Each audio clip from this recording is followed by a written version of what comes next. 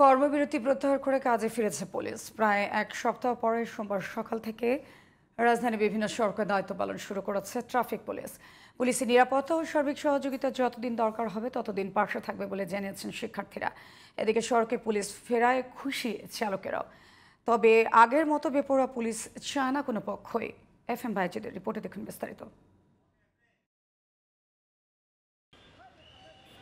গত 5 আগস্ট শেখ হাসিনা সরকারের পতনের পরে এবং পরিবর্তিত পরিস্থিতিতে নিরাপত্তাহীনতায় কাজ বন্ধ করে দিয়েছিল পুলিশ।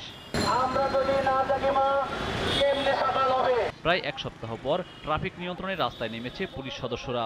আমাদের ভিতরে যে আগে ভয়টা ছিল এখন অনেকটা কেটে গেছে। আমাদের ছাত্র সমাজ এবং আমাদের যে পুলিশকে যদি সহায়তা করে তাহলে আমরা কাজের দিকে আরও মনোবল বৃদ্ধি পাবে। আরও বেটার সেবা প্রোভাইড করার চেষ্টা করব।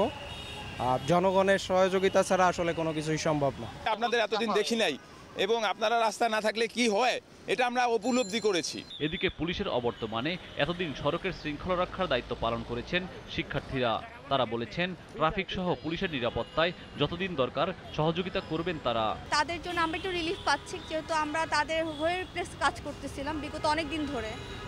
তো আমরা চাবো যে তাদের পাশাপাশি সমস্ত পুলিশ ডিপার্টমেন্ট এখানে কাজ করুক। এখন ট্রাফিক আসার কারণে দেখা যাচ্ছে ট্রাফিকের সিগন্যাল দূর থেকে দিলেও তারা মানে যার কারণে আমাদের জন্য একটু সুবিধা হচ্ছে। আগের মতো চাঁদাবাজ ঔদ্ধত্যপূর্ণ ও বেপরোয়া নয়, চালকদের প্রত্যাশা মানবিক পুলিশের। ছাত্ররা তো ছোট মানুষ, তো এরা মনে করেন যে ঠিকমতো ওই যে লেনগুলা দিক নির্দেশনা করতে পারে নাই। তো এই কারণে বলতেছি আজকে মোটামুটি ট্রাফিক সার্জন নামছে রাস্তায়, মোটামুটি ভালো আছে ইনশাল্লাহ।